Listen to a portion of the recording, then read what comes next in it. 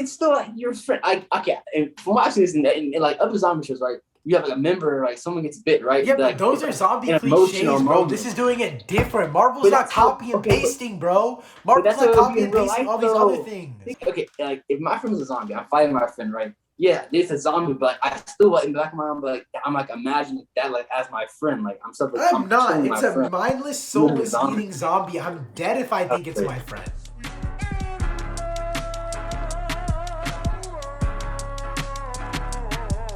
Hey guys, welcome back to another episode of Third Thoughts. This is episode 7. We're 7 weeks into this podcast. So if you guys are new here and you haven't already hit that subscribe button, make sure to do so you don't miss out on any future episodes. But this week we're going to be talking about Venom Let There Be Carnage, Spider-Man No Way Home, the newest Hawkeye trailer, Eternals, and much more. Before we get into it, if you guys are new here, again, hit that subscribe button and turn notifications on so you don't miss any time we upload a video or go live. Both are wasting more time. Let's get into it. So, starting it off with Venom Let There Be Carnage. Now, before Briley and I dive deep into talking about Venom Let There Be Carnage, our post-credit scene predictions, all that kind of stuff, I want to preface this by saying if you guys haven't already seen my previous Venom video, go check it out, please, because I explain a lot more in depth as to the whole situation behind the post-credit scene getting, quote, leaked. But Briley and I both know the idea of the post-credit scene. We know how it impacts the future of the Venom verse. That's what we're going to call it without spoiling the post-credit scene for you guys. So if you haven't already seen or you don't already know the general gist of how the post-credit scene is going to change blank without me spoiling it again, if you don't already know that, I would skip to the timestamps in the description down below to the specific part where we finish talking about Venom Let There Be Carnage and then we start talking about Spider-Man No Way Home, just so you don't get it spoiled for you. Also, in the comments down below, please do not talk about these spoilers because I've seen a lot of people on TikTok, under TikTok comments, spoiling it all the time. So again, please don't spoil it for those who haven't gotten to see it already. But yeah, we're going to start it off by talking about early reactions to Venom Let There Be Carnage, so no spoilers yet. I'll preface whenever we get into spoilers, but starting it off with early reactions, there was a screener in London on Tom Hardy's birthday, I think a week or so ago, and that's where the post-credit scene leak stuff happened. But through the early reactions, Brentley, what do you think? From what I've seen, people think it seems like it's gonna be a fun time. It seems it's gonna be a pretty thrilling ride. For what I've seen, I think it's gonna be kind of more of the last film, but definitely, I guess, some more serious aspects with the inclusion of Carnage and whatnot. So I think overall it should be a pretty fun ride. Yeah, that's what I'm expecting. Of course, we're going to talk about the runtime and stuff like that later. But yeah, overall, I think it's going to be kind of just a fun movie. Of course, we have the new thing with the quote today, kind of relating back to some other things from Sony and whatnot. So that kind of teases some other things for the future. So I'm still excited. I think this movie could definitely do a lot, and I think this will be a big step up from the first one. Because I mean, as you guys know, I don't really like the first movie that much. I'm pretty excited. Okay, yeah, whatever. Yeah, this hater, whatever. But yeah, so the first, I thought the first movie was pretty good, but whatever. But yeah, so basically, Bradley was talking about how it's only the runtime is only 90 minutes. There's also one thing that a lot of people that got early reactions said. Also, make sure you guys understand that the people that got early screeners weren't invited by Sony. It was a fan screening, so fans got to go and by themselves. They didn't sign an NDA, which we'll talk about when we talk about the post-credit scene leak, but they did sign an NDA. They weren't under any contractual obligation under Sony, so they don't have to say good things about the movie. Most of what I've heard, people are saying that the movie is super well paced, and for a 90-minute movie, I was really surprised because I thought that this movie was just going to be super crammed once you heard that 90-minute runtime because they have so much to do. Carnage and Cletus Cassidy, and then we have Venom and Eddie Brock. We have their relationships. We have the symbiotes themselves, and we have the characters themselves. We have also Shriek. We also have Eddie's like love life. We don't know how much that's going to be in there. But overall, I just felt like there was so much, but people said the pacing was really good. So I know, Brentley, where you were kind of torn on the runtime thing. We were kind of like talking about it back and forth, but what do you think about that 90-minute runtime? I mean, overall, I think it kind of just, I don't know. I think a lot of movies nowadays are kind of stuck with like a lot of these bigger budget films are pretty long and whatnot, which can work to their advantage. But I guess if they realize that kind of cutting down the fat and making it 90 minutes works best, then I mean, I think it could work, especially for a movie like this with Carnage, when I could kind of just be treated more like a non-stop kind of roller coaster. Like once you get in it, you're kind of just in it. It keeps going and going and going. So I think it could be a pretty like unique interpretation due to the runtime. Kind of just be a short and sweet kind of movie. I don't really know how in depth we're gonna go with the side characters and whatnot. I've also the 90-minute runtime does kind of make me think that it will kind of they probably won't dive too deep into other things, or there might be something kind of left to be desired a little bit when it comes to other characters due to how short the movie is. So I feel it's kind of a double-edged sword. I mean, I think it has its advantages, but it also has still its kind of drawbacks. Yeah, my only issue is probably that it's just going to be a little bit too fast paced. And what I mean by that is like the first movie was really poorly paced, in my opinion. I think the movie is one of the funnest movies of 2018, 2019, whenever it came out. I thought it was one of the most funnest movies of the year. I think it's one of the like more fun movies, superhero movies of all time.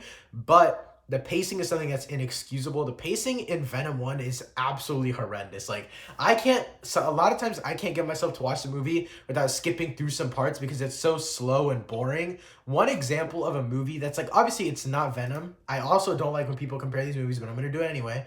Upgrade, right?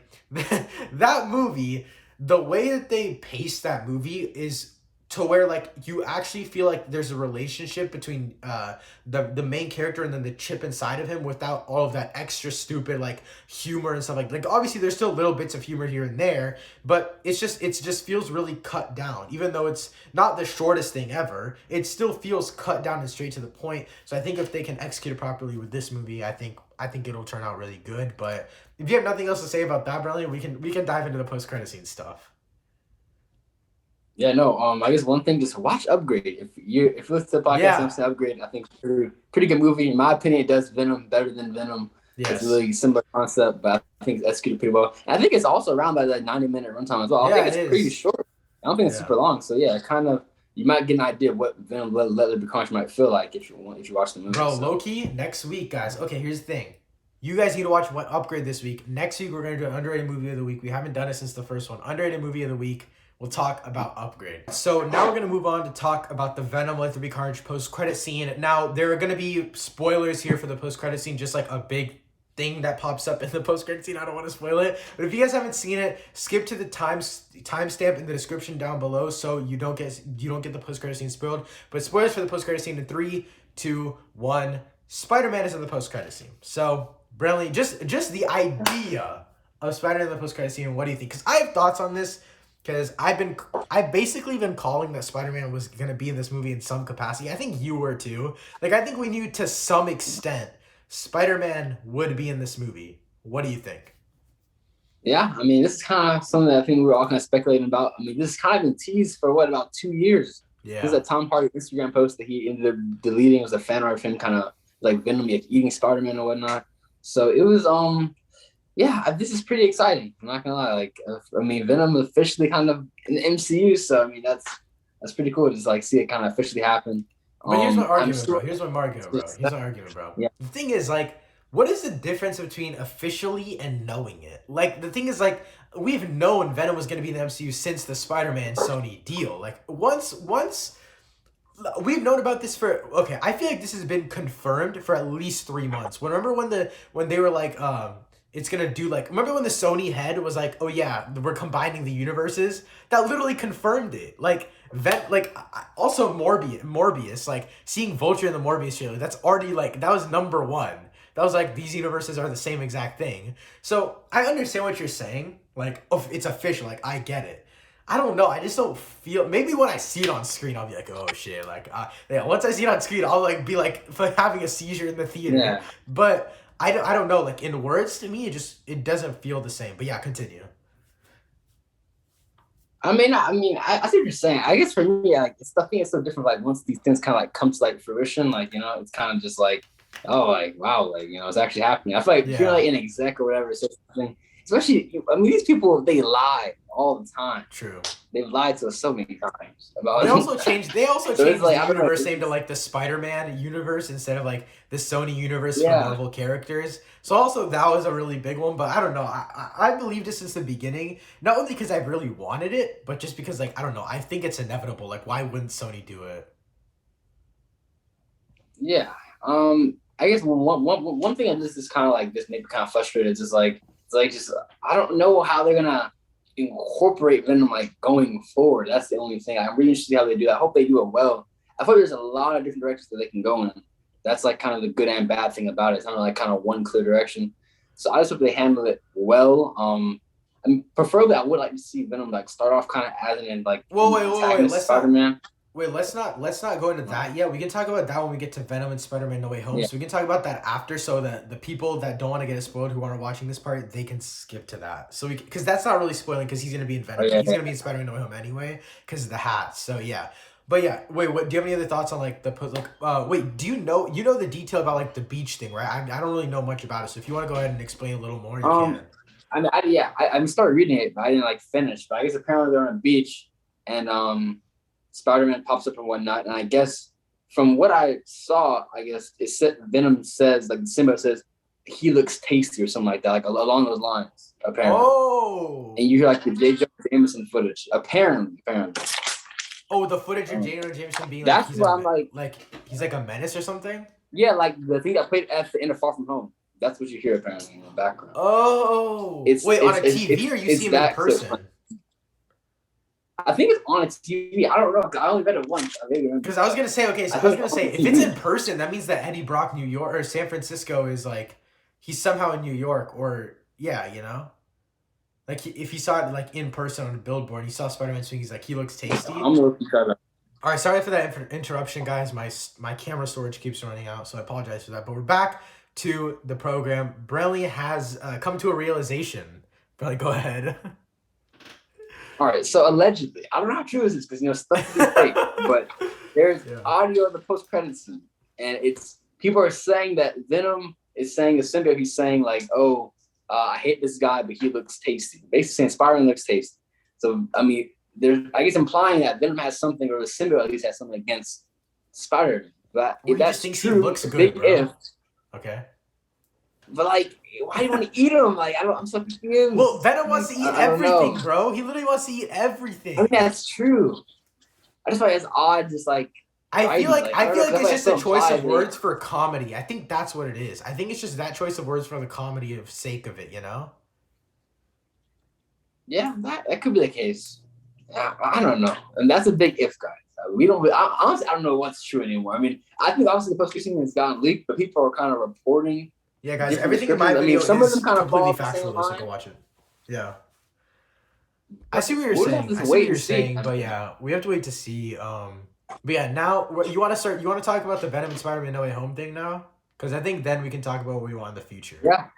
Okay, so yeah, now spoilers are over for Venom Let There Be Carnage post-credit scene. Now we're going to be talking about something that I already made a video on, but I do think this is really important, and I want Brantley's idea on how to incorporate Venom and Spider-Man later on in the MCU or Sony Universe, whatever you want to call it. So, Venom is basically kind of maybe confirmed to be in Spider-Man No Way Home. So basically, Tom Hardy wore a hat in a picture with a director. It'll be like 5 days before this episode comes out. So basically, there was a photo of him wearing a hat, and the hat was a Spider-Man No Way Home hat. So you guys might be wondering, okay, Sony just sent him the hat for the memes. They're like, promote our next movie since you're already in this one, and eventually you guys are going to connect, whatever. And so everyone's like, okay, that's it. But then we put the pieces together. Someone working on Spider-Man No Way Home took a photo of their hat, I think it was a few weeks ago, and they said that had so much fun on this film, and I can't wait to start my next one in 1 week. Cast and crew all got the same exact hat. Turns out it was the same exact hat that Tom Hardy was wearing.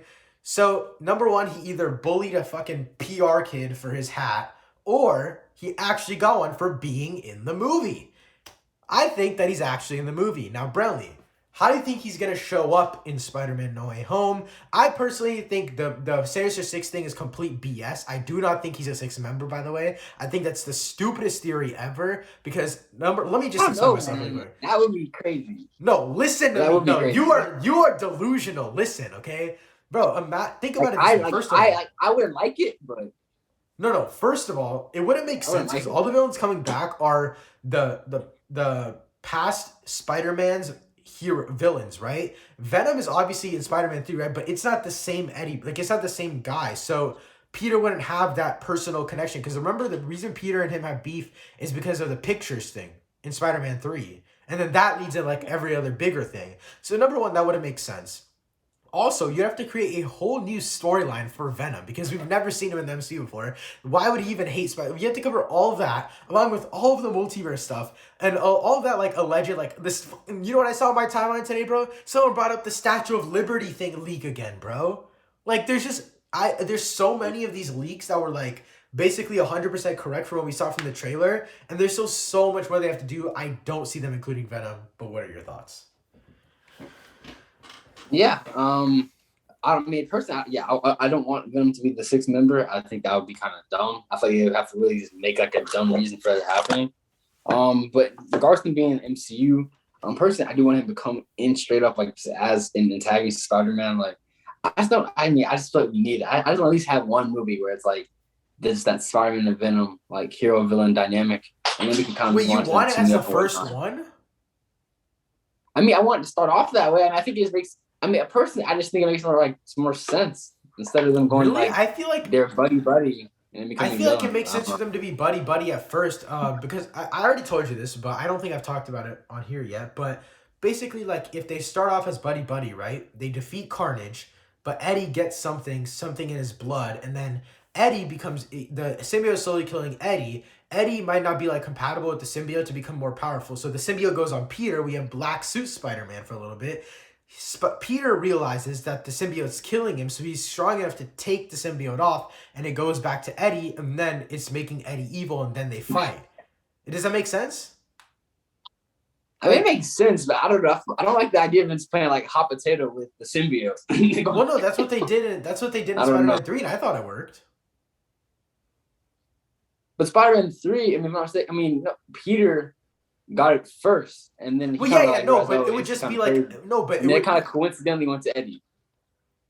yeah, I know, but this time it would have a reason though to go back to Eddie because because the symbiote will probably realize like, oh, he's mentally weak enough to let me take over his body, and then Spider-Man realizes that he has to either kill off. I don't. The thing is, I don't know how they would use Venom after that. That's the only issue with my idea is that after they do all of this, what can they do with Venom? Because like, if Spider-Man doesn't defeat Venom, and Venom just goes back to being goody goody, then it's just like we had in the first Venom movie, you know? Like the shift back into Venom and Eddie having a symbiotic relationship wouldn't work. Like it has to be parasitic.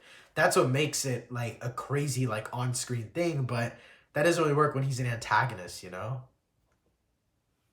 Yeah, no, I agree. I mean, I do like the idea of the symbiote being like corrupted. I think that definitely would work, especially you'll kind of have a reason for the symbiote and Venom to be evil towards Spider-Man. So I do like that idea.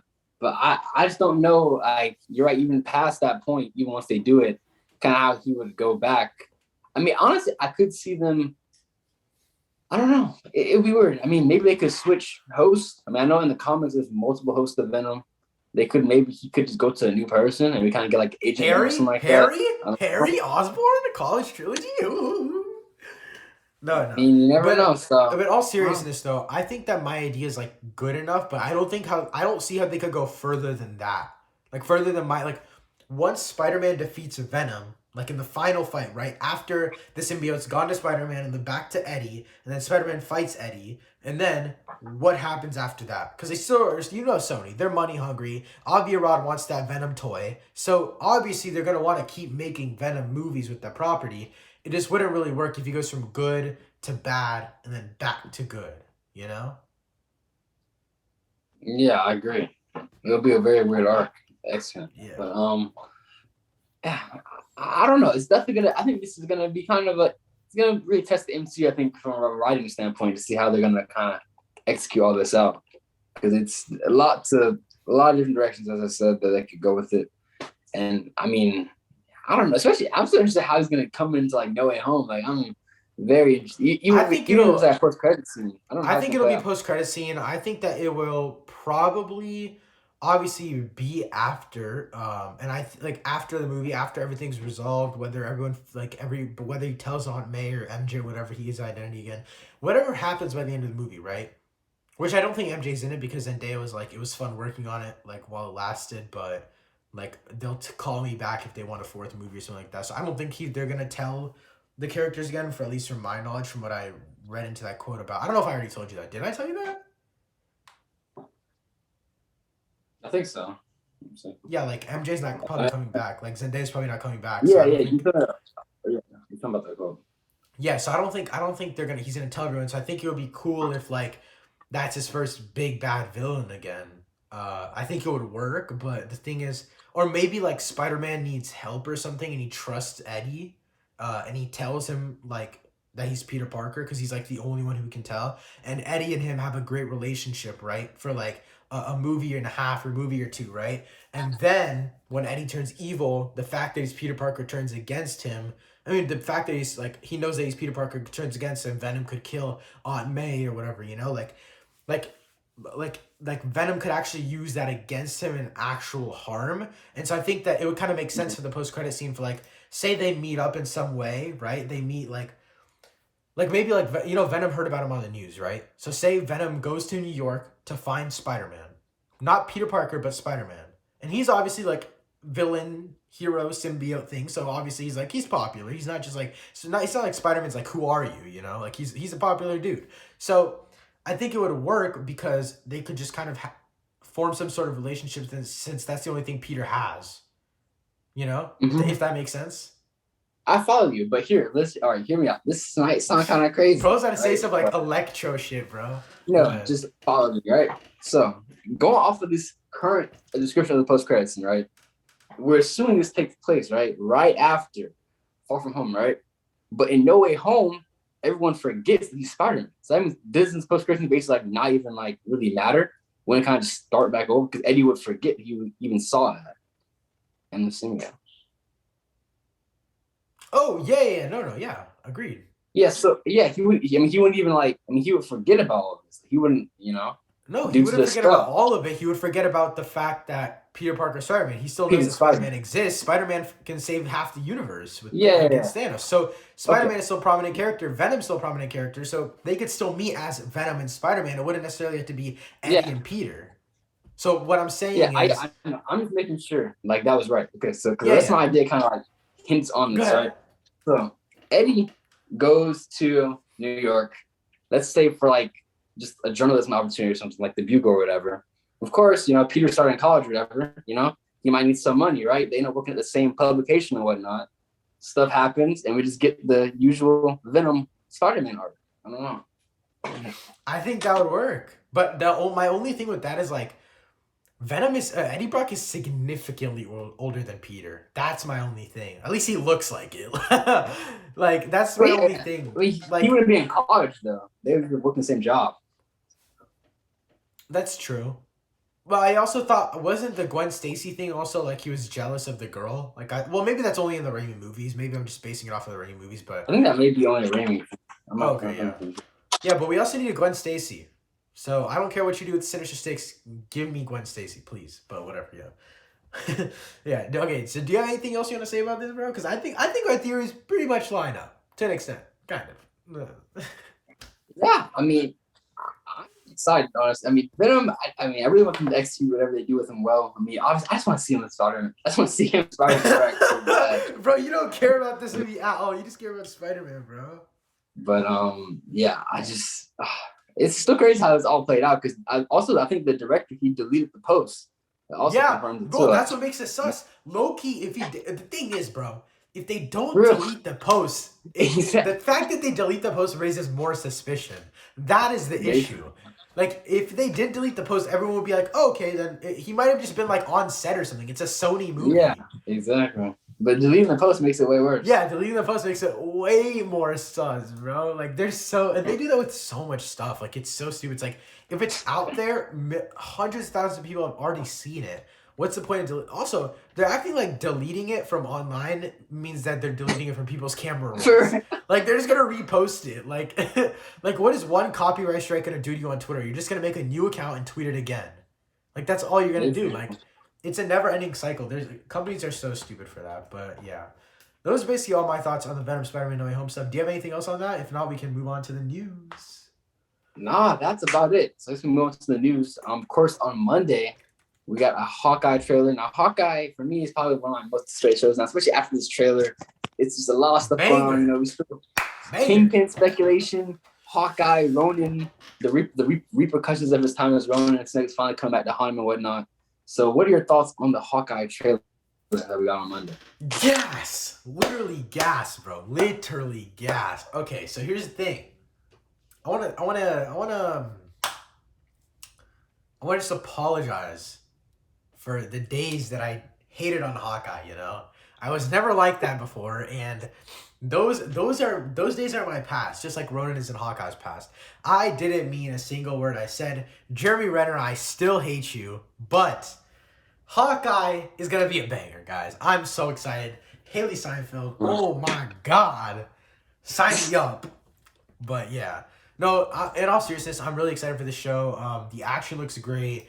From all of the Hawkeye lore that I've heard about since this trailer dropped, seems like they're staying really true to that comic. I want Brilliant to talk about that a little bit more, just because Brilliant is currently reading or has finished reading, I don't know, the comic that is that this show is based off of direct, like, mostly. But yeah, overall, I'm really excited. I love the action. I love the comedy. I can't wait. I noticed that this trailer really focuses on Kate Bishop's introduction. I hope the next trailer focuses on whoever the villain is, and I hope the trailer after that focuses on the boy Kingpin. But yeah, nonetheless, I love this trailer. We also got a shot of Echo that Brilliant literally didn't know it was Echo until I had to send him a screenshot about it. Literally, I don't know how, but yeah. What did you think of the trailer, bro? Yeah, I thought it was pretty good. I mean, as you said, yeah, currently I am reading the Matt Fraction Hawkeye run, which I think is the run that the show is mostly based off of.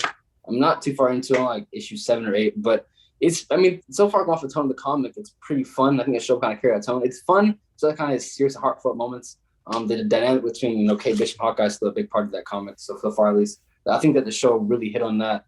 That's kind of the main that's going to make or break the show in a way, is kind of their chemistry. Really? I mean, it's going to be kind of the main dynamic. I don't know, I guess yeah, but good. For me, I'll be real. This might make me sound like a 2-year-old, but the main thing for me is if they nail that Christmas vibe, automatic best Disney Plus show of all time, bro. Like, if they nail that, that's honestly the thing I'm looking forward to the most. I'm gonna be honest, bro. When I say this is one of my most hyped Disney shows, okay, here's the thing. I love the Christmas season.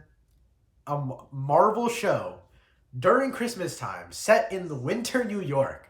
What better stuff? What can I ask for, bro? But yeah, go ahead. No, you're fine.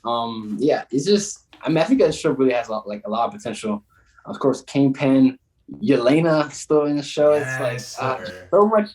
It's like a lot going on. I don't know how it's all gonna play out, but I think it's gonna be really, really, really good. I'm pretty excited. Especially, I think this is good. I mean, the person so far, I'm definitely more excited for the more grounded MCU projects and shows and whatnot. And of course, Falcon and Soldier definitely had its great moments, and I think the show will be pretty solid as well. Let's hit that. There's a lot to look forward to. Let's do a quick ranking of the shows so far, including What If. Let's just do a quick one. What If so far? You go first. You go first? All right. Yeah. I don't want to be bottom. That's why. No, okay, let's do this. Bottom, What's our fourth? What's our fourth? What's our last one? What's our last one? Personally, hate to be this guy. I don't want to sound racist. Falcon or Soldier. That's your last? Yeah. Oh, mine's WandaVision. Damn, really? Had great moments, but to me, it doesn't hold up that well.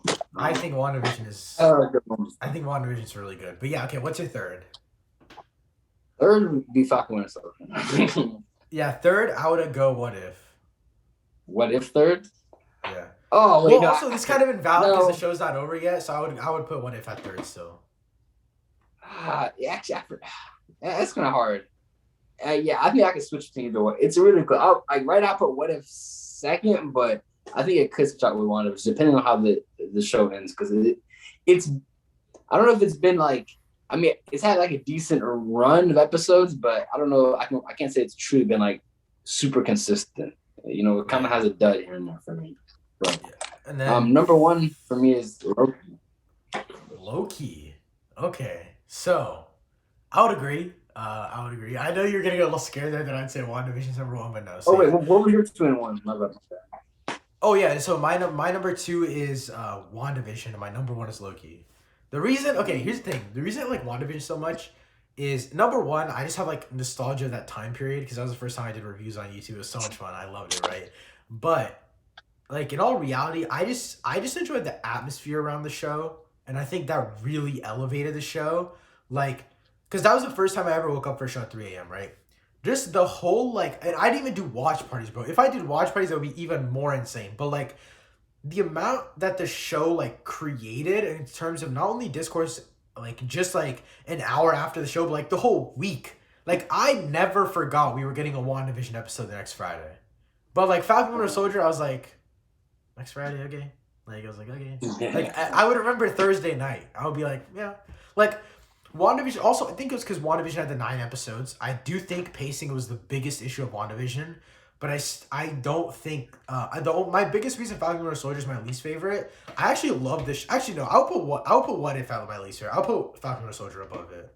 Just because What If's not done yet. That's my only thing. Is like What If's not done yet, and it can easily be really bad in the last 3 episodes. I don't think it will be because the last 3 episodes are like my 3 most anticipated ones. But Falcon Winter Soldier, my biggest issue was honestly just that it was like it felt too normal. Like, it didn't feel unique enough, which is what I got from, like, WandaVision. I guess that's what I prefer. Like, I prefer, like, I love my action, but I also love sci-fi, fantasy lore, mystical arts in the MCU. Like, I would prefer mystic arts in the MCU rather than hand-to-hand combat. That's just my personal preference. But that's why, like, the thing is, that's why I like Shang-Chi so much, because it mixes both of my favorite things, you know? That's why I think it works so well. But, like... Yeah. Yeah, I know you didn't like Shang-Chi, racist ass. But no, I'm joking. But seriously, no, okay, I'm joking. I didn't mean to like that. But yeah, no, I think Falcon Winter Soldier was just a little too basic and like a normal MCU for me, which isn't a bad thing. I still think it's a phenomenal show. Like rating wise, I would low-key put Falcon Winter Soldier maybe a little above WandaVision. But I think the enjoyment of WandaVision plus my rating makes it higher than Falcon Winter Soldier. That's kind of where I put it as. Like my personal enjoyment. I follow you. I think WandaVision was a great like watching experience. Like, I do agree with you. Like different just the discourse. Like, I would say so far there hasn't been an institution that's had me like that engaged so far. Like after WandaVision, like it's definitely been like the peak of like online just YouTube. I was just like so invested like in the show. I would say that like while it was airing, but also just like looking back like in retrospect, I don't know. I just don't think of it the same. Like kind of like. It was fun in the moment, but like once the moment kind of passed, it was kind of tainted for me. I also think what makes Loki so good is the fact that it was Falcon Winter Soldier and WandaVision mixed. Like it had the stakes of WandaVision, and it had the action of Falcon Winter Soldier. So like it was like the mix of both. Like it was the perfect mix. I think that's why I think Loki is the undisputed number 1. If you don't think Loki's number 1, I think that you're either number 1 a Wanda stan or number 2 a Bucky stan. I think those are the only 2 options if you don't like Loki the best. And I don't even love the Loki character the most. I just think as a show it's the best thing. But getting back to the Hawkeye trailer, I was going to say what are your top 3 most anticipated Disney Plus shows? Because I know Hawkeye's in my top 3.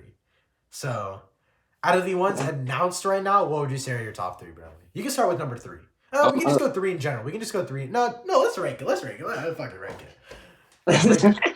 So 3, I would probably go... Wait, what would you go for 3? Oh, 3, I probably put Echo at 3. Echo. Oh, shit. Yeah. Okay, I know our number 1's undisputed. I know our number 1's the same exact thing. But yeah, number 2, I would go Hawkeye for number 2. Yeah, probably same, honestly, from what I can think of. Yeah, probably Hawkeye. Yeah. Like, just from what's been announced. Yeah, like, just from what's been announced, I would say Hawkeye. And then, obviously, number 1 is... Yeah, number 1, you already know the vibe. We don't have to say it, guys. You know the vibes. Moon Knight for sure. Like, literally Moon Knight. He is easily my most anticipated. But yeah. Moon Knight's going to be freaking crazy. But yeah. It's like most anticipated like, things in general. Yeah, it's one of my most anticipated superhero projects. Next year, we have a buttload of superhero projects. It's on like the top 5 list. No, the top 3 list, sorry. Yeah. It's literally on the top 3 list of most anticipated. Honestly, bro, next year I would go in no specific order. Actually, no, in very specific order. Number 1, the Batman 2022. Number 2, Multiverse of Madness, and number 3, Moon Knight. That's my list for most anticipated superhero projects of next year. What's your? I know we're just doing top 3s here, but what's your top 3 next year? Top 3? There's only one right answer for number 1, bro. There's only one right answer for number 1 spot. Batman. Okay. Go on. The Batman. Wait. Let me flex really quick, guys. I haven't shown this off in a video yet, but... Shit! I want to make a full video on this, guys. I really do. Yeah. I don't know if I should. But yeah, this gas. I haven't shown it off on any social media platform. Those are clean. Yeah, it's clean as. I don't even want to open it yet, bro. I might open it when the movie comes out. But I don't know. It's looking. Hey, didn't you get two? Oh no, you got. Oh yeah, one I got and two.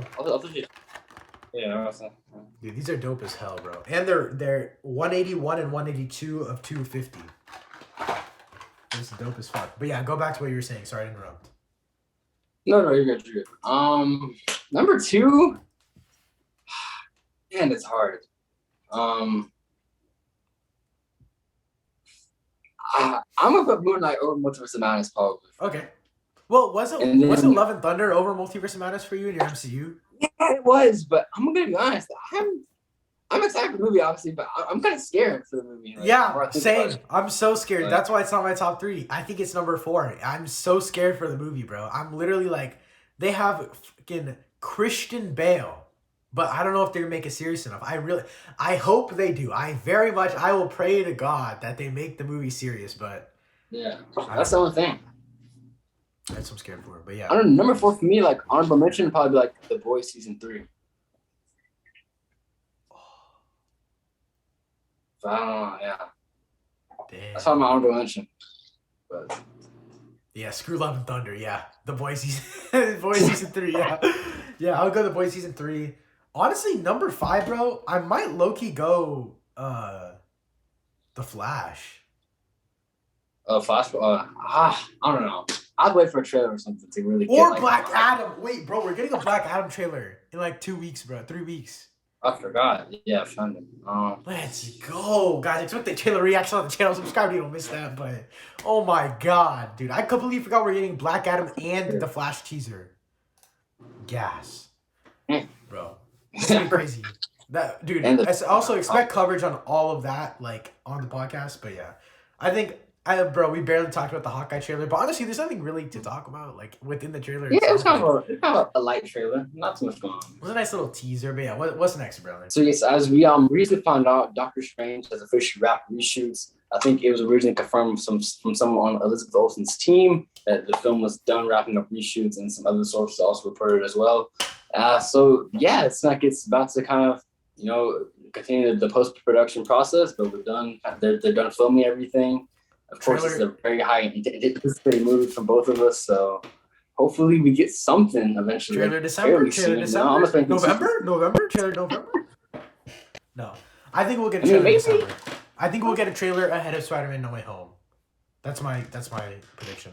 I think it'll play right before No Way Home, showing effects of No Way Home that we haven't seen yet, so they're not explained. But right when we get out of the theater, we'll realize that this is what set it off. If that makes sense, That makes sense. So, like, it'll kind of be like a mystery. It'll kind of be a mystery that, like, what happened in the trailer until we see the movie. But it can come out, like, the Monday before the movie comes out. Bro, imagine that week, bro, for Marvel fans. Multiverse of Madness trailer Monday. Hawkeye Wednesday. Spider-Man No Way Home. Also, that Hawkeye episode is going to have Kingpin, apparently. Oh, yeah. And then Spider-Man No Way Home with Daredevil. Imagine, you guys. That's gonna be crazy, bro. Oh my god. Yeah, I mean that's basically all I have to say. I'm hyped, bro. Yeah, just Hawkeye and No Way Home in the same week. That would be crazy. And then Multiverse of Madness trailer, even like in the same vicinity of a week, like 2 to 3 weeks. That's still crazy to me. But yeah. I mean, I think that it's pretty exciting. Of course, this movie has like such high potential. Of course, they got Sam Raimi. Of course, they mentioned the horror elements and stuff. It's just it's not they really like this movie. I mean, they've kept it under wraps. I don't think we even got a single set photo from this movie. No, apparently the one set photo we got was a lie. Like apparently, that one that we got of like the farm. Apparently that was fake, bro. Apparently that was fake. Wow. That's crazy. Like. We've gotten set photos from Love and Thunder, other projects. Like, this one's been completely under wraps. So, I mean, I think that just shows how just confidential, how this tight seal this is.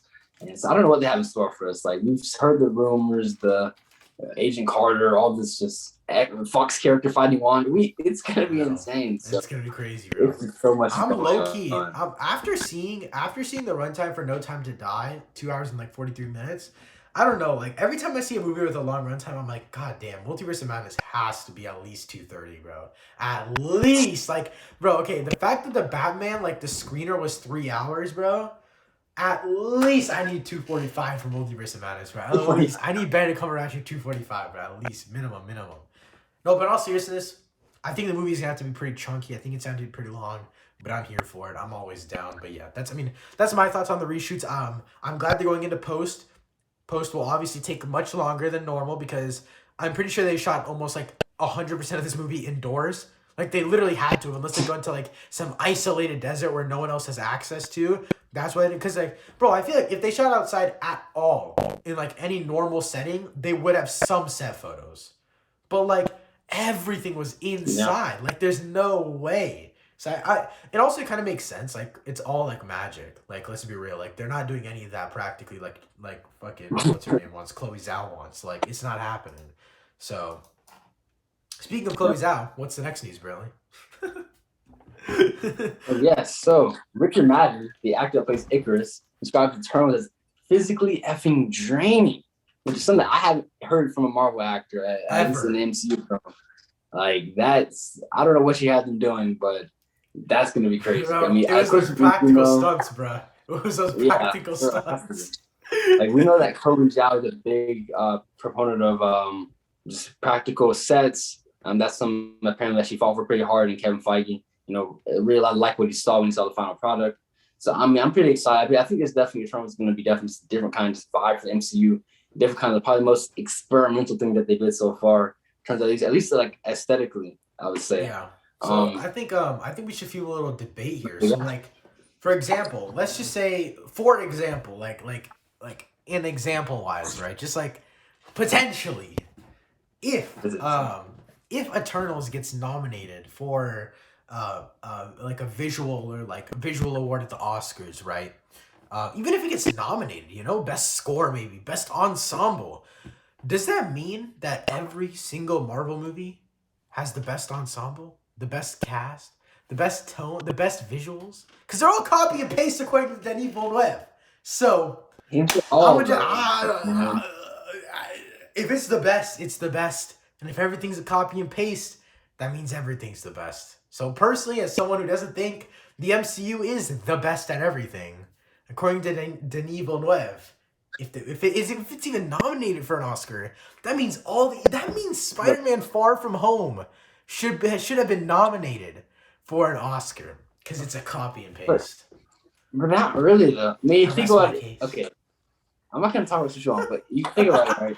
If Eternals gets nominated for an Oscar, that literally proves his point because it would be the most different movie from all the others, and it got all the awards.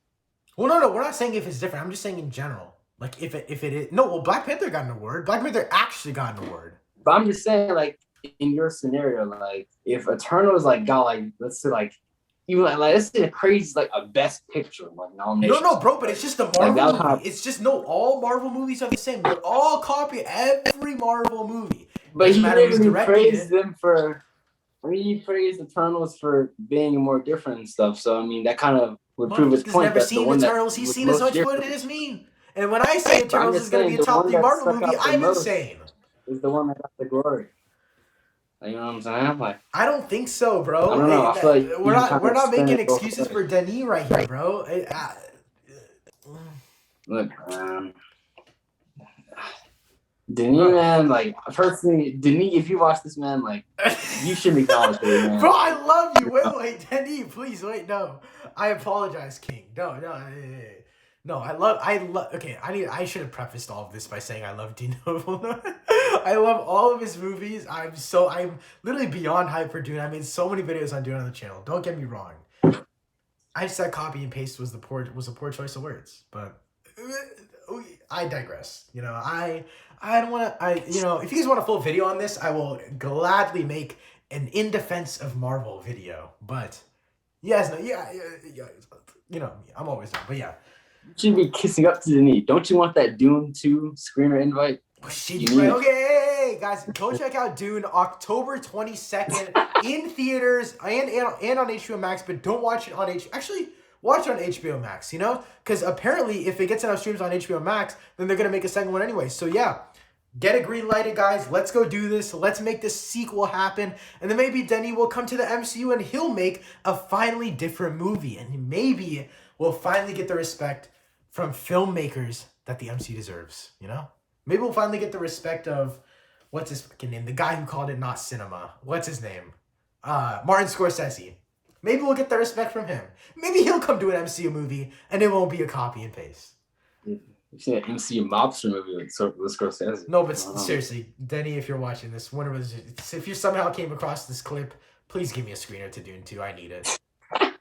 Yeah, that'd be hilarious if Denis went to like DC, bro, make a DC movie. I mean, I know it was like the craziest thing ever. Like, bro, what if he makes like a Batman sequel or something, bro? That would be crazy. Like, that would be absolutely insane. Fire. Yeah, low key. Timothy Chalamet as Robin. Fit Zendaya in there somewhere. I don't know. Jim Gordon's daughter. Catwoman? I mean, depending on how Dune does, I mean, if it's sci-fi, you can do some of that realm, maybe like a Green Lantern something, like project or something. Depending on how Dune does. But I would love to see that. Yeah, I would love that. I think Green Lantern would work, especially because it's such a big world, and that's kind of what Dune is. Like, it's literally a universe in itself, basically. Like, also, that's kind of, I mean, staying on the topic of Eternals a little more, but I think, I was talking this earlier, but I think that's what's going to make Eternals so good is because it's really the only Marvel property where it can feel like it's not like its own thing, but it can feel like its own universe within this vast universe. And I think that's kind of one thing that I kind of liked about Shang-Chi. Like, I don't think Shang-Chi took advantage of it at all, in my opinion. I think they could have done this much better.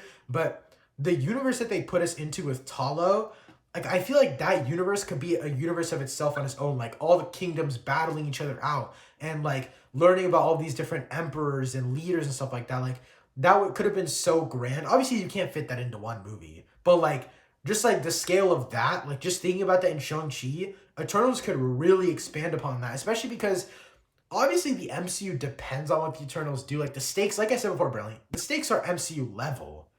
But, like, we know they're going to solve it anyway because the MCU, like, we already have all these movies after it. So, it's not like they fail. But, like, it still feels like we can tell a story of the gods themselves and we don't have to really rely on anything else. So that's why I'm excited for Eternals. Also, I'm excited for Eternals because, you know, Chloe Zhao is the best filmmaker of all time and she's not going to copy and paste any of the other Marvel movies. Well, yeah, I mean, I think that the MCU, I mean, they're really good at setting up world building, like putting that foundation there. I would say we still haven't really seen, I don't think, like them, I don't know, execute, like kind of build upon it. It's like a really grand extent yet, I would say. Even, for example, take like Asgard and stuff, for example, right? I feel like they could have did a little bit more with that throughout Thor's like films and whatnot. And maybe they do more with it in Love and Thunder, but I'm saying like up to this point now, I feel like it's kind of serving more as like kind of like a backdrop. Kind of like, this is where the Thor is from. But it's kind of this whole like kingdom that they could do a lot with. But they set up a good foundation of Black Panther, and I just said Shang-Chi. Yeah, that's what I was gonna say. Yeah. Sequels, so I think eventually how they're gonna Kingdom go to. Yeah. Yeah. If they go the Kingdom route with like Namor and like maybe even I forgot what it's called. It's like some Russian place where Doctor Doom is from. Like if they explore all those kingdoms and still make Wakanda the center of it, like I think that could be really cool. Like, and I think Wakanda's a perfect place for that because Wakanda's just so grand. But yeah, that's all I have to say about it. Yeah, I mean that's about it for me too. So moving on. I know you guys on top of this. So the Russo brothers could possibly be directing a DC movie. I think you might know a bit more about this than me, so I'll just take it away. So basically, after the whole Scarlett Johansson lawsuit, I was gonna pull up this article really quick. Let me see. I have this article. Okay, so yeah. So basically, this isn't like confirmed or anything, by the way. This is just like fan speculation, but I did want to bring it up because I think it's a cool idea. I don't think they should do it. Their careers need movies that are outside of superhero movies if they ever want to get anywhere. Like, I think Gray Man's going to be great, but I just think they need to step away from superhero movies for a little bit. But overall, I still think that after the whole controversy with Scarlett Johansson and like her not getting paid, obviously, we talked about that on this podcast. I think it was like the first or second episode. The Russo brothers were like really skeptical about how payments are going to work in the MCU with Disney, especially after this whole Corona thing, how that's going to affect it. And note that this story about them worried about not getting paid was before Shang-Chi. The directing a DC thing, the fan theory thing, came up like last week. So again, this is kind of split up into two parts. But if I was just gonna ask you, Bradley, if you think the Russo brothers could direct a DC movie, which DC property do you think they should direct? I don't know, because I feel like we've seen Infinity War, Endgame, but I would say, I mean, they really kind of get in their bag. I mean, when looking like Winter Soldier, like the grounded, like, I mean, more grounded kind of side, more like down to earth kind of stuff. And I don't really know what coming, because I feel like DC characters kind of more larger than life for the most part. So I can't really think of like a hero that kind of they can make like a Winter Soldier type of movie like centered around. Personally, I was thinking the thing is mine is really if I don't think they're gonna use this character at all anymore. But Ray Fisher's Cyborg, like in an alternate universe where we have unlimited possibilities, Ray Fisher is still with Warner Brothers and Cyborg. He's still Cyborg. I think they could make a really great Cyborg movie. I mean, I can see that. I mean, I would be down for Cyberman. I think you could definitely do a lot of interesting things with that. I think, like, there's definitely a lot to work with there. I mean, I hope that Ray Fisher, I mean, I don't know. I mean, obviously him and Warner Brothers. I don't think he's coming back at all, bro. I think that's a lost cause. Yeah, I don't blame him. I think he's done for, bro. I don't blame him either. But I mean, we'll be posting. Yeah, I mean that's just one question I wanted to quickly ask, because I think the Russo brothers have a lot of potential when it comes to directing in the future. I think 21 Bridges, they like produced it or something like that. Moving on, you're talking about What If. I know we did have an episode last week, so we're double duty this week. Have a double header. 2 episodes of What If. We're gonna talk about episodes 5 and 6. Episode 5, What If Zombies. We can start with that. So what were your thoughts on this episode of What If? So you know the vibes. Bradley and I disagreeing on something once again. But personally, I thought this was a great episode. The reason... Why are you looking at me like that, bro? Great. Don't look at me like that, bro. Okay, I'm going to go through a little... I'm going to go through a pros and cons, okay? Just so I can express my opinion. And then, Bradley, you can tell me your cons and cons. So, my pros... Actually, no, I'll start with my cons. My cons were definitely the humor in this episode. It didn't hit as much just because I felt like through a lot of the episodes, Scott Lang, like the beheaded Scott Lang, I think number one, he was used for comic accuracy because because this zombie storyline, I feel like they wanted some sort of connection to the comics, and apparently that's a really big part of the comics. That was like the number one biggest mistake, I think, was the Scott Lang head. He served really no purpose other than like that was the last piece of hope that was left, you know? Like when it was Black Panther, Spider-Man, and Scott Lang, I feel like those were each 3 pieces of people. Like obviously T'Challa had his leg bitten off, but still, like Scott Lang and Spider-Man were slightly close to hope. And so I think just Scott Lang being there, that had that reminiscence of hope, I guess you could say. Like the character hope, not like hope as in like I have hope in someone. Yeah. I don't know if you understand, because obviously you didn't understand the episode if you didn't like it, but I'm joking. But no, so another con was, again, definitely the humor. I think the beheaded Lang, that was just this, I mean, yeah, that was the stupidest thing ever. Honestly, I didn't mind the Peter Parker humor in the beginning, like that zombie tutorial video thing.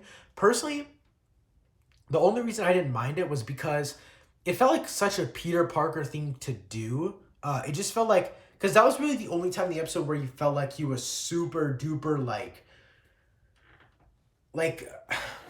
it felt like he was really a kid in only that part. And I think it made sense because throughout the rest of the episode, he kind of grew into being more responsible. Not necessarily responsible, but like losing another person, losing hope, obviously. And so like, I think him being childish in the beginning shows a full transformation. I think that's what it does. Because if you don't have that in the beginning, you're like, okay, he's just serious the whole time. So I think him being serious in the beginning, childish in the beginning, makes the seriousness at the end feel really worth it. Another issue with this was Hulk. Why was he in the episode, first of all? Why? He did not need to be there, I'm going to be honest. But other than that, I don't really have any like negatives I can think of, but bro, why do you look at me like that, bro? I'm not done yet. So, my pros. First of all, I thought Hope was awesome. I thought this is Hope's best interpretation, better than how they even used her in the mystery episode, like usage wise.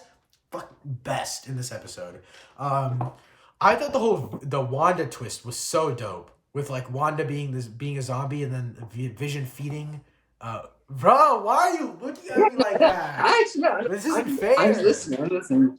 Okay, so I feel so wrong though. Like, why? Because you're not wrong. I know I'm right. That's why the episode's a banger. So saying that either. I like the Okoye sacrifice thing. I love the zombies design. One thing that I forgot about, I actually rewatched the episode yesterday, the zombies one, and I really love the subway sequences, like where they're trying to kickstart the train. I think that utilizes the best of everyone's abilities. I also really love the part where Hope goes into Sharon, explodes out of her. That is the dope. Like, it's so unsettling but cool at the same time. Another little con was they advertised that Captain America zombie fight against the Winter Soldier. They advertised it to be way longer. I thought that would be a much bigger chunk of the episode, but it wasn't. Of course, that's another issue. But I also loved how like they're like what's it called? Their live action like duo counterparts. They're kind of the ones that they had to fight, you know? Like Falcon. Like Falcon was like split in half right in front of Falcon. So in front of the Winter Soldier. I also liked how borderline gruesome they got with this one. Like it actually felt like they're going zombies but still keeping it PG, which I really liked. Like marketing wise, I think that's a great move. I do hope that when we get a live action one, it's not like that, because I think there's a big difference between live action and animated, because animated is just a bunch of globs that you're drawing. In real life, we know what blood looks like. We know what like pieces of like flesh looks like. Like we know what those things look like. So in animation, obviously, there's a big border that you can get away with. But yeah, that's basically it. I'm ready to argue about it. So come at me. All right. So I'll start with my pros and then go into the cons. So pros. I like Spider-Man a lot this episode. I really liked the character a lot. Spider-Man, he was really cool throughout the whole episode. I really liked him. I thought that he was probably my favorite character in the episode, honestly. And personally, I didn't mind his intro, like his little intro thing. I thought that was actually like fun. It was kind of in line with the character. I mean, yeah, it was a little odd. It wasn't a zombie apocalypse, and I think that's let's not get to the concerts yet. But I think I guess another thing I like. I did like the whole twist with Vision. I like the storyline of the episode. That's not my issue with the show. The storyline, like the general concept storyline that they went with was pretty cool. Most of this, how they got there and the execution of it, like I didn't like. I knew you were gonna say that. But the Vision, and that twist, that was really cool to me. I thought all that was really cool. That's what I have for the pros. That's pretty cool. And also I do agree with you on the Hope thing. I thought this was really good. Like they really bro. I thought you were about to complain about Hope. I was like, what are you on, bro? All right, so to the cons, right? To me, it felt this episode didn't know what it wanted to be. It felt like I felt like it wanted to be like comedic but serious. And it felt like they were balancing tones. It felt like they were trying to decide between tones. If that makes sense. And it felt like they were balancing. And it just felt really awkward. Like, for example, like Happy's death, that was so like weird. He was like joking as he's getting killed, and then what made it funny? Sharon said the thing after. Sharon said it. Sharon, I'm like, you just killed him. I mean, he's a zombie, but still, like, and then she's like on the train, like reminiscing what Happy, like but she said, like, I laughed like so hard. She said, but it's just weird, like. It was just awkward. And even like the moment where the Dora Milaje, Okoye, she kills Falcon, and Bucky's like, oh, I should be sad, but I'm not? Like, that makes no sense. Wait, yeah, it does. Why would he be sad? It's a fucking zombie. But it's still like your friend. And from what I've seen in like other zombie shows, right? You have like a member, like someone gets bit, right? Yeah, but those are zombie cliches, bro. Moment. This is doing it different. Marvel's not copy and pasting, bro. Marvel's not copy and pasting all these other things. Think about it. Realistically, if your friend, right, was turned to a zombie, you had to kill them. Like you could kill them without batting an eye. Bro was about to kill him though. Falcon was literally about to get his head, bro. No, I understand that, but I'm saying his reaction to it was just like, Yeah, why would he be sad? Falcon just tried to kill him. but he's a zombie. I mean, it's your friend. Like you know, like you. But like I'm saying, right? Like okay, like if my friend was a zombie, I'm fighting my friend, right? Yeah, it's a zombie, but I still like in the back of my mind, but like I'm like imagining that like as my friend. Like I'm stuff like I'm not. It's a friend. mindless, soulless eating zombie. I'm dead if I think it's my friend. And Also, I wouldn't mind yeah, if it was like years later, right? It took place, but it's fairly recently after like the apocalypse started or whatever. So like the joking stuff just felt very odd. If it was like years later, like it was been going for years, I feel like it kind of makes more sense to joke about it then because it's like more normalized. But it just they did make it normal. Really that's awful. why the whole video was there. That's why I think that's why they made the video, was to make it seem like it was a normal occurring thing. But I'm saying within the context of it, I feel like it's still fairly recent because like they're looking for Black Panther and stuff, and like the Avengers like just like went down and whatnot. So I feel like they try to make it normal. But I feel like maybe they should be like a time, like just put it within like a better context. Yeah. But so your only issue was the comedy. That was my. It was most of the comedy, yeah. Of course, Scott Lang. Oh my god. Yeah, bro. He needs to be out of this. He had like 4 quips back to back. Yeah, it was bad. It was bad. It was really bad, bro. Weird? Also, but logistically, bro, how did the Avengers? How did Iron Man get bit? Also, I'm so dumb. Like, okay, it was okay. It was kind of funny, but it was kind of stupid too when Cap got bit by like the tiny like help that was cool. That was cool. I thought that was pretty cool, but I don't think the Iron Man thing was cool. Like how they didn't explain it. That's the thing. Like the Captain America one makes sense. Like that makes sense. Black Widow makes sense.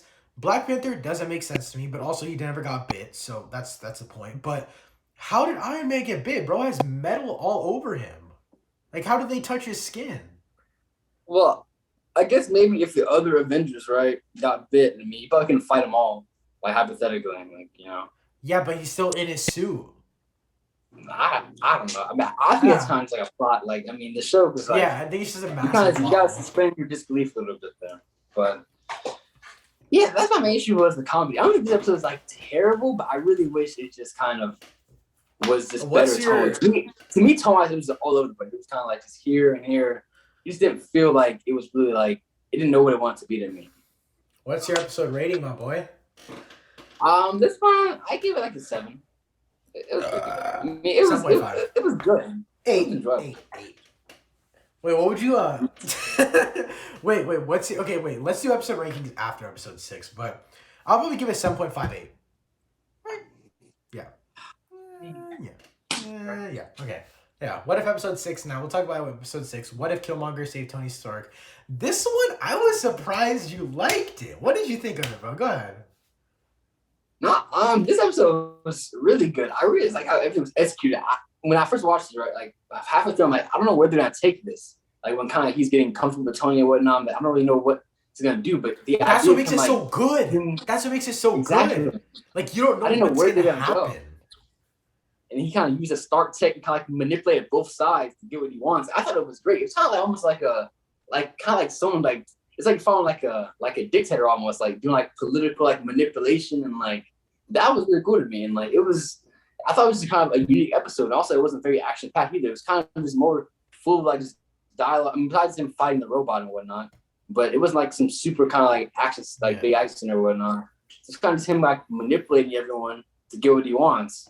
And I thought it was awesome. And the scene with T'Challa at the end, like towards the end, like that was bro. I almost cried, bro. I almost cried, bro. I was about to start tearing up. That was so sad.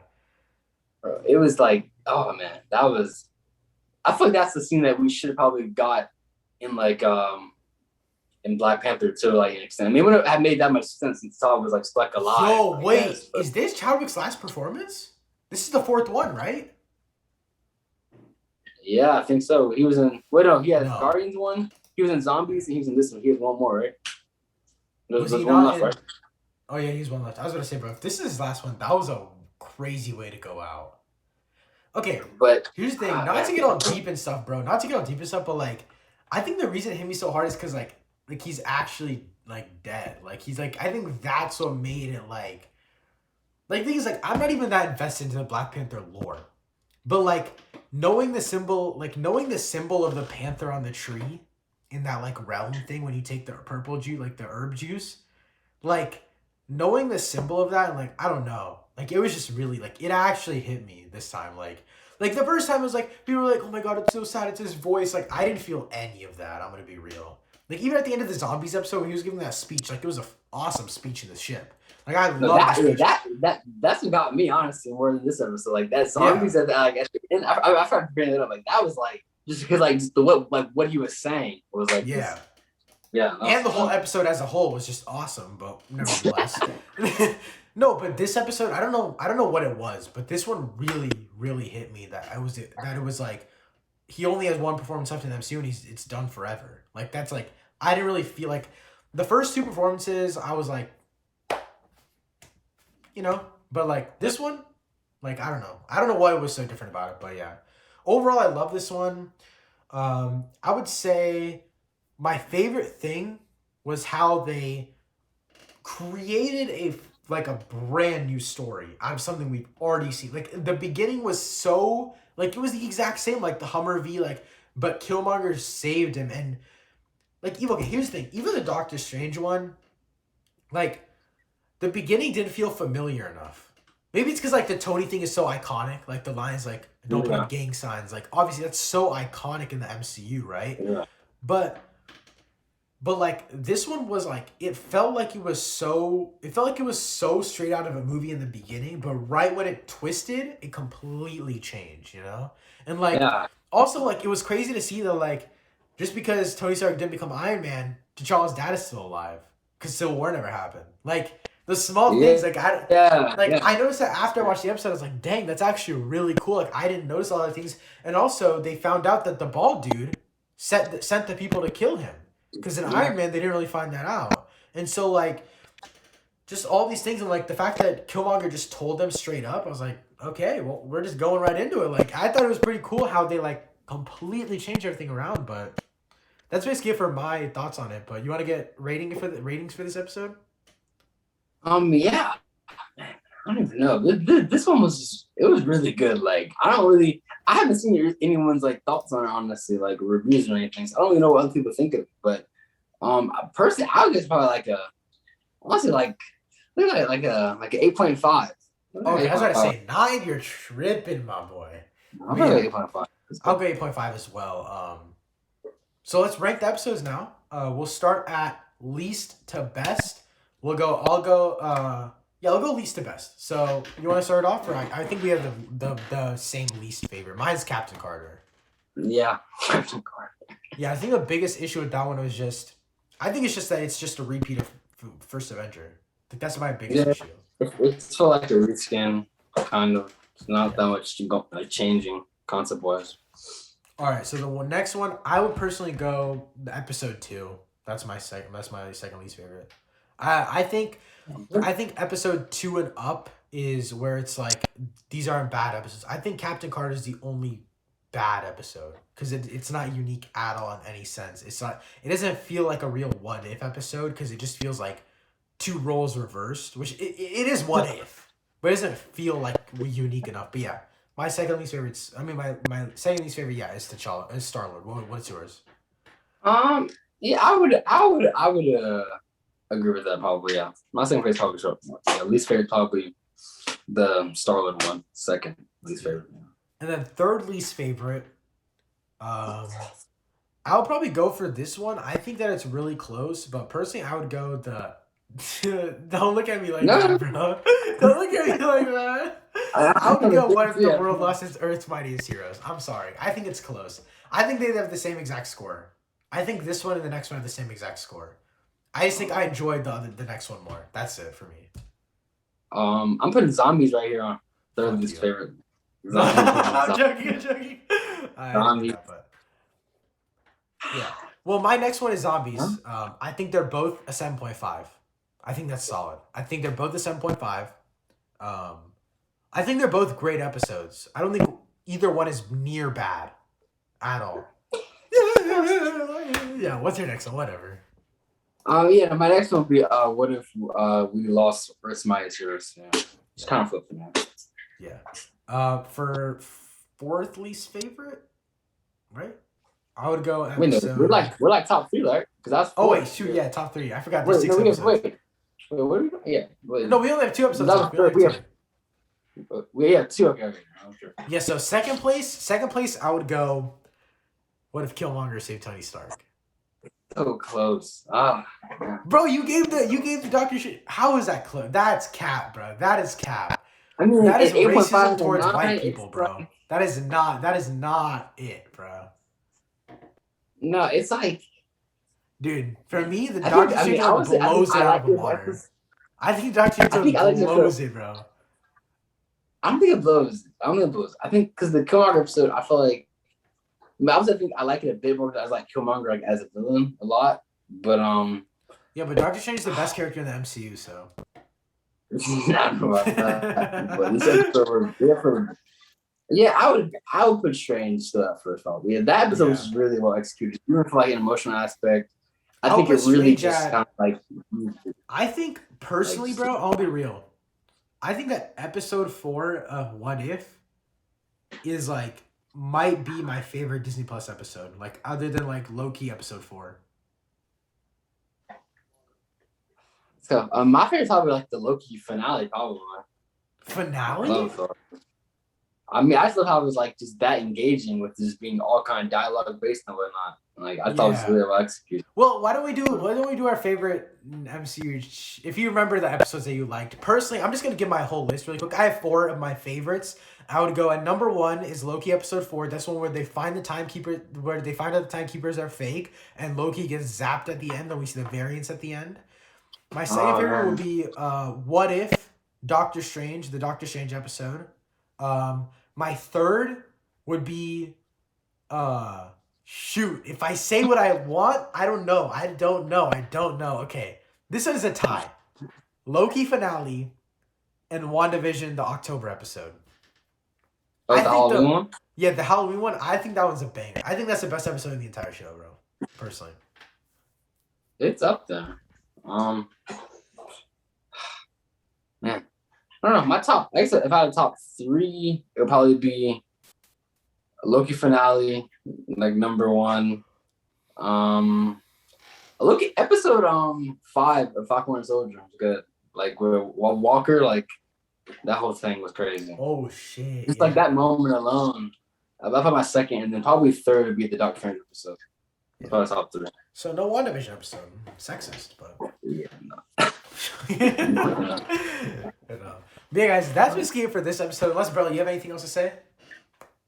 No, I'm excited for this next episode of What If. The little teaser that they showed for like the rest of the season seems pretty interesting. Seems like a lot of stuff's going to go down, and I don't really know how. I thought it's just going to end with like a bang. I don't know how yet, but I was going to end with some people like, oh yeah, wait. What's your prediction for next week's episode? I'm predicting the Ultron episode, bro. That's the one. I think next week is Ultron episode. I think the finale will be the Doctor Strange and Party Thor one. I think that'll be the finale. I was gonna say I'm predicting Party Thor for this one. So. Oh, okay. I think the one with Doctor Strange and Party Thor will be the finale just because it'll involve Doctor Strange, and I think that this show will lead directly into Multiverse of Madness in some capacity. So that's why I'm saying. But I'm saying, wait, how many episodes are left again? 3. Yeah, how many left? 3. That's something good this week is Party Thor, right? Because I thought Party Thor was like standalone, right? So we get Party Thor out of the way, he gets brought to the finale. No, it's if I'm not mistaken, it's the Black Widow. This is serial killer Black Widow one, remember? And then Ultron, if Ultron got the Infinity Stones, and then Party Thor. And Party Thor is the one with Doctor Strange in it. I don't know. Dang. So maybe if that's Strange, then I'm thinking it's probably the finale. Yeah. Because remember that there's a screenshot from the teaser. It was Strange and Party Thor together. And they're wearing like color coordinated outfits. Like it's still the same Strange Sorcerer Supreme outfit, but Party Thor has like a black and yellow and orange suit. So I don't know. I guess next week, yeah, maybe it will be Ultron. I think it will be Ultron. Yeah. Nevertheless, I'm excited. I mean, it's whether it's the Black Widow one or the Ultron one or even the Doctor Strange Party Thor one, I think they'll all be awesome. I think that all the next 3 episodes, I think the Ultron one, my prediction is a 9 out of 10. Easy. I think it could possibly be a 9.5. But the other ones, I don't really have any expectations going in. So, nevertheless, I'm excited for the future of it. You have anything else before we end it off, Bradley? No, that's about it. I hope the show kind of ends on a high note. Definitely had. I don't know. It's been kind of just up and down for me so far. Yeah, I would say it's been up since Captain Carter, but I mean, I somewhat agree to it. It's not. It hasn't been a consistent uphill climb, in my opinion. But I think that it could definitely on a high note. I mean, these last 3 episodes just going off of concept alone have a lot of potential. So yeah, concept and story and execution. I think the zombies episode was great. No, but yeah, seriously, I do agree. I think that this episode can end on a high note. But yeah, guys, that's it for this episode. Again, try to everyone who's watching this episode, try to watch Upgrade by the next episode next Monday. We can all talk about it. We'll be doing an underrated movie review for Upgrade at the end of the episode. But yeah, guys, that's it for this episode of Third Thoughts, episode 7. We'll see you guys next week with episode 8. Check out all of Brantley's links in the description down below for all of his social medias, all that kind of stuff. Check out all of my stuff in the description down below as well. Thank you so much for watching. We'll see you next week. Peace.